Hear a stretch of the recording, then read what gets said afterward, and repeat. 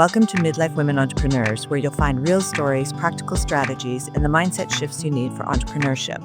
If you've ever felt like midlife was too late to launch a business, write a book, or chase a dream, think again. I'm Lynette Turner, your host, and I'm bringing you inspiring conversations and practical tips to help nudge you forward and keep growing in midlife. So let's jump in. Well, Haleh Shoa, welcome to Midlife Women Entrepreneurs. I'm excited to have you here today. I can't wait to dive deeper into your business, how you got started, how you're running it. I'm going to hand the floor over to you right now, and I'm just going to let you give yourself a bit of a backstory, and then we're going to take it from there. Lynette, thank you so much for having me. It's an honor to be here. So I founded Picturli 9 years ago because my own story led to me founding it. My parents left Iran during the Iranian Revolution in 1979. And my mother ended up bringing all the family albums with the 3 suitcases that we had. So there were no toys. There was not a lot of clothing. So it was a lot of the family albums and other sort of what she deemed as heirlooms that we brought over. So cut to about 20 years later, and I find myself working in advertising, having access to all these really incredible high-res scanners and people who know how to use Photoshop to, do restorations and things like that. So I started scanning my own family photos and then I learned how to do this. And I thought, I think there might be other people in the world that might need my help doing this. We have a beautiful, large studio in Los Angeles and we serve clients globally. It's amazing to be able to help families preserve and enjoy their memories again. I totally agree, especially in this digital age. I think I have a big plastic container that is just filled with old photographs, but then I've got digital photos and I'm thinking, well, what do I do with them? But you said something to me on the pre-call that really connected. You said that you preserve the legacy, and that really resonated with me because people pass away and we don't know the stories, but we can still get the story through the image. Exactly. Unfortunately, I have way too many clients that are like, yeah, my mom and dad passed and I don't have any more living ancestors, uncles, aunts, they're all gone. And, we don't know half these people. And it's so sad because they look like them, but they don't know who they are. So I encourage everyone to, even if you don't want to get your photographic history, digitized, but just sit with your parents if they're still around and your grandparents and just learn about who those people are and just start making little notes, write it on a Post-it note, stick it in that album. So you preserve the story and those people within the digitization process later on. Exactly. So let's dive a little bit deeper. So you, like most businesses, were solving a problem for yourself. You started to curate a bunch of your photos. You said you were using these high-end scanners. And then you realized, okay, you know what? There's probably other people that could use this too. And that is how some of the greatest businesses have started, by solving the problem first for yourself. So take us through your first client. So how did you find your next client? Was it friends, family? I was in a coaching program for women and I joined the program because I really wanted to sort of dig deep and discover what kind of business is right for me. Like what is my zone of genius, essentially. And through the program, we all got to know each other. We all dug deep. And by the end, I was like, okay, I'm gonna do a business where I help families do photo books and preserve their legacies. And I already know how to manage digital assets because of my work in advertising for 27 years. And, I know how to take the analog to digital, but I really want to bring it all together and help families just like make these photo books. And one of the women in the class said, hey, I have, my kid's godmother. She's a bit of a salty character, but I think you can handle it. She's had decades and probably over a century worth of photos, and she's just a little overwhelmed. And I didn't know what all of this meant. And I was really excited. So I called her and she says, you need to come over ASAP and look at what I have. So I walk into her house and she had a very large house up in the hills in Los Angeles and a very large dining room table that was 3 feet. That's 1 meter deep, full of photos and cat hair and cats, and a check for $3.1 million that we found. I mean, like, I'm not kidding you. She had everything under the sun on this table, including her photos. And on the perimeter of the dining room, she also had these like folding tables, also 3 feet deep, full of photos. And I thought, oh my gosh, what am I going to do? How am I going to do this? So I thought, okay, logic. we're just going to organize it first, and then we'll start doing her photo album. It didn't turn out that way. We did organize her 150,000 photos, and she didn't want that. She wanted us to just kind of scrapbook with her and make scrapbook pages with her. And, it was my first client out the gate. That's not necessarily what we do, but we ended up helping her. And during the process, she passed away. And so the project went on hiatus for about a year, but we picked it back up and finished it with her daughter. And we have a 160-page book that has, a sampling of all of their lives and, the photo pages that we had scrapbooked with her. And it's beautiful. And they ended up getting 20 copies and giving it to every family member. So when you say scrapbooking, what does that mean exactly? She wanted us to take a photograph and put it on a background, and scan it with the background. And then she wanted us to scan all of these beautiful ribbons that she had gotten through the decades, from China, from Japan, and these beautiful papers, and use that as a background. So there was actually like a lot of work that went into every single page that we ended up designing, because we had to photograph it. She had a very discerning eye, and she was like, I don't like that photograph. I don't like the lighting. So we had to bring all the camera setups back. And, I don't recommend that. That one book ended up costing $125,000. Don't recommend doing it the way she was doing it, but that's what she wanted. I'm sure there were days where, it was probably a little bit frustrating, but overall, like, what do you think it taught you about the journey around death, legacy, and really what you were doing? It sort of sounded like with all the ribbons and things, like you were really storytelling, which I think that was probably your advertising background might have been merged in there a bit too. She was a storyteller, all right. She definitely, she had opinions, and she was extremely well-versed, global. She's lived in many countries. She'd done incredible work in Los Angeles and otherwise. She was extremely involved politically and has done a ton of fundraisers, had a kitchen to feed the homeless for decades, gave back a lot to animals and animal rights and people. And she was just like, the most amazing thing about any of the work that we do is really learning the heart of the families. No matter where they lie politically, we get all of our clients have this deep desire to preserve their stories. And so the best part is just to get to know the why. Like, why do you want to preserve yours? Oh, well, I have to tell you about my dad or my grandmother. Like right now we're working on a project of a 75-year-old woman whose parents were both Holocaust survivors. And, but of course, with any child of a Holocaust survivor, they don't have that many stories because they didn't want to talk about it. But lo and behold, in all of her stuff, we find a DVD of her uncle, of her dad's brother, being interviewed, and he talks about everything. Of course, I don't speak Hebrew, so I can't understand it. But I gave her a little sampling, and she just immediately started crying. She's like, oh, that's my uncle. This is amazing. I didn't even know I had that. So these are the stories of the things we find in our client collection that they didn't even know they had.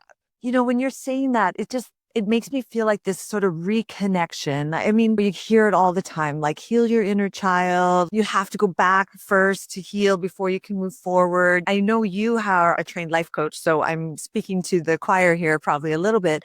But what do you think when you tell these stories and you're connecting, like really what you are is you're reconnecting these people with their heritage and their identity. And what do you think that teaches us?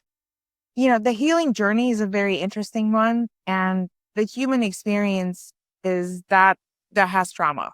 To be human is to endure trauma. Like there's not a single human on earth that won't experience some type of trauma. And the inner child stuff is very fascinating. I don't have a lot of memories from my childhood, which is why this work is actually super important to me, is because it really helps me to reconnect to my own childhood. Sometimes I just sit with a handful of photos. I was the third child of four. And so I think I only had like maybe one or two albums. Because my brother had like 5. You're the first one, right? The first one always had all my albums. And my older sister, since she was the first daughter, she had a ton. But, I with my childhood photos, and sometimes I just talk to her, and I have conversations with her.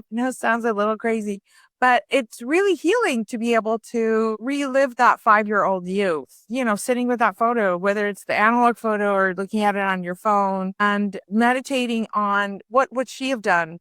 What advices would you give her? How can you give her love so she doesn't come up as scared as in your adulthood? You know, I think a lot of the decisions that we make are made through the lens of that child that's still scared in us, which is that child that holds us from moving forward. And I do use my photos in order to be able to communicate and heal my own journey through healing that 7-year-old self of mine that did go through tremendous amounts of trauma at the age of 9 through 17, really. It was really traumatic for me to go through what happened in Iran. And it was really traumatic for me to come to this country and not speak English. My parents went into complete and utter emergency mode. So they weren't really able to parent that much for us. And this is a time where a 9 to 17-year-old really needs that. And I didn't get that because they were in survival mode. And, I'm not going to go into all the stories, but it was really difficult. And, humans are also really resilient. And I'm very curious. They call me the nosiest kid in the family. And I thought, how do I get out? At the age of 15, I was like, how do I get myself out of this? I just didn't like high school because I was bullied, throughout high school. And I thought, okay, and somehow I found that there's a test you can take and graduate from high school and go to college early. Now I took the test and I was out of there by 16 and a half.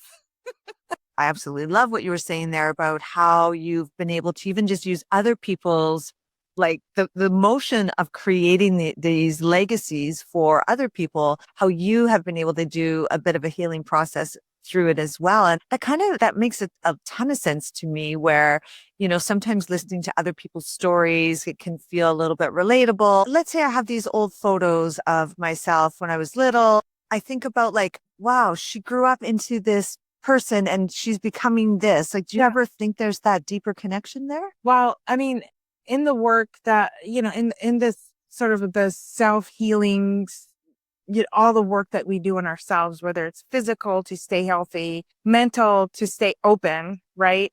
And not isolated, all the self-help stuff for me it's directed towards my heart and my mind staying open. So I can have a wider lens into the world in general. And I love that question because when I look at my 25-year-old self, my 35-year-old self, I go, wow, look at how far I've come.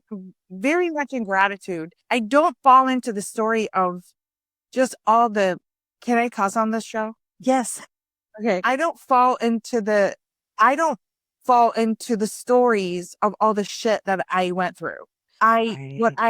What I look at how far I've come, and I did that. So be proud of how far you come. Be grateful for all the lessons that were thrown at you. And, everything that happens to us is a lesson. And of course, I cannot sit here and tell a mother who's lost a child that that's a lesson, because that's the worst thing that could ever happen to any human. And there will not, the lesson may not ever appear in the pain, but even then there are lessons. I mean, I've never experienced that. I can't even imagine, of course, in this work, we have lots of clients who have experienced that. Right. But it's a lesson of healing, right? All of the things that we go through is for us to grow from and for us to heal from. I get proud of myself. I look at it through that lens. And you absolutely should be. Everything you're saying, everything that I feel for your company, to me, I know this might sound a bit woo-woo, but it does sound more like a spiritual offering. It's not just a service, but it's like that mirror for healing generational wounds. On our pre-call, you talked about a lady that had lost her son, and it was very difficult for her to go back and look at photos. Maybe you want to share a bit of that story. Yeah, we had a client who lost her son at the age of 21, obviously very unexpected. And this is now 21 years after that she called us. So he would have been 42 at the time that we got called in to help. And she was moving. She was selling her house and moving. And she just couldn't even go into the boxes. So we went to her house and, we have to review photos to sort of gauge what clients want to keep. Like some clients want to keep everything. Also, that's a trauma response when they want to keep everything. And, I'm like, Oh, really? no, you don't need to keep that receipt. Like, but okay. Yeah. But so we have to reapproach everything with so much heart. This is a heart-centered business and I'm a heart-centered person. But when we opened the first box, she just lost it. She couldn't even breathe. And I thought, okay, we got to cut this short. I don't want to put her through this torture of reliving it. And this woman is a trauma therapist. So it's not that she doesn't know the work. She's done the work. She teaches the work. She practices the work. And I thought, okay, we can handle this. Like I've done this enough to know what she's going to want to keep and what she's not going to want to keep. So we provided her an amazing sortable and searchable library of her family, not just him. And we went through, he'd done a lot of tape, but he was like in a fraternity and he had he had like a little camcorder with him everywhere he went. And there was just a lot of footage that she didn't need to see. It was just him and his bros, broing it up. And I thought, you don't need to see your son in that light. Yes, it's a part of who he was, but so we separated a lot of the clips for her so she could just see the, funny side of him and not the party side of him, which ended up ultimately killing him. So that was like a wound that we wanted to protect her from. But again, she has access to those if she ever wants to. Yeah. There's an emotional labor to that, right? Like to helping others remember like how you were, like, her story, and then you were going through the things to sort of call things out so that, so to help her, to protect her a bit. But what does it do for you? Like, how do you keep your energy positive and sort of uplifted, and your team members? That's a really good, my team members they're very task oriented. They don't fall into the story as much as I do because I deal with the clients. Right. But it's about practicing detached compassion. I don't, Right. I feel compassion for them and for their story, but it's not my story. I don't take it on into my, it's not my story. Right. So I've learned, I'm old enough and wise enough to know how to do that at this point. And funny enough, we can get a little woo-woo here about this, but I do have their ancestors coming into my dreams and thanking me once in a while. They're like, what? Like, yes. I love that. I've had so many interactions with even my husband's parents. I never met his dad. I've only met his mom 5 times before she passed. And, there's so much interaction of them coming through and thanking me. And it's really fascinating that I'm like, okay, we're all connected energetically. We're all connected, I love that. And you've created such a fascinating business. So I'm going to reverse now. You're well into your business. When you first started to dip your toe into this business, let's talk a little bit about how you got it started. I know you had this one great client that sort of really helped you, I think, take many dimensions to your business. But was there ever a time where you thought, oh my God, I can't leave advertising and go into entrepreneurship? And what made you think, oh yeah, I'm going to become this entrepreneur now? It was so hard. I mean, this business has been hard because the vertical doesn't exist, right? If I go into a room and I say I am a hairstylist, everyone knows what that is. If I go into a room and I say I'm a real estate agent, everyone knows what that is. Or I'm an, estate lawyer, everyone knows what that is. If I go into a room and I say I am a photo organizer, I'm a professional certified photo organizer, people are like, what is that? And I think I need you, but what is that? So, and trying explaining that on, marketing, and trying explaining that on your website, and trying to explain all the things that we could do for people. It's been interesting. I've done my website so many times. Because I have no idea how people find me. So I'm like, what keyword did you search for? So I can make sure that is on my website a little bit more. And they're like, I don't know, but I'm so glad you're here. So it's been an interesting journey. I started this business in 2016, as I mentioned, but I didn't go full time until 2021. So 2016, I started it. We got that one client that I was telling you about with the photo books. Immediately, right after I met that client, I got a job to run Jaguar Land Rover's global operations. And the office was a mile away from my house. I had to say yes to that. And so I was working full time for Jaguar and Land Rover, and I was doing this. And so, of course, my husband stepped in and went to our clients, and he knows how to do all this stuff because he used to work in advertising. So it was like I was double dipping for a long time and, juggling a bunch of projects at the same time. But that allowed me to build the building blocks to be able to be full time in this business. And what's great about the business is none of us work full time. We're all part time. And that's really what I wanted. I wanted to be able to create, abundance through not killing myself and not working all the time. And I've done that. But the entrepreneur's mind never shuts off. When you have your own business, you're always thinking about your business. It's your baby, and I'm still feeding it, spoon feeding it sometimes. It's not like I'm a global brand. On some levels, I wish I was, but on other levels, not so much. But, obviously, I want to be a lot more well known. I want people to know about not only Picturli and what we do here, but just the fact that there are certified professional photo organizers in the world that can help you. So I'm just thinking every solopreneur, it's very difficult. I mean, you were sort of wearing all hats at the very beginning. Your husband obviously helped a bit. But when did you know you could hire your first employee? And what did you do to surrender some of those tasks? I love that question. So I have pretty severe ADHD. I've always had it. For anyone who has ADHD, there is always some shame that's mired in you about the fact that you can't finish the task. You always have so many different tasks going, and especially if you don't like certain tasks. And so as a result of my magic brain, I'm very strategic and I'm really creative. And I started this business because really what I wanted to do is do photo books. I'm like, give me all your wedding photos and I will make the most amazing photo book you've ever had. Give me all your childhood photos. I will scan that and make a great photo book because that's really what I love doing. That's kind of my zone of genius is the creative stuff. And I started to realize that I don't like scanning. That's not my thing. So I can hire someone to scan and there's no shame in that. But of course I had to go through, but this is my business. I have to do everything and no, I don't have to do it. I have an incredible team that does all the curation and the organization of the analog. I have an incredible team that can do all the digital stuff. And I have a guy who does all our scanning and transfers, and he's really good at it. And I get to do all the creative stuff.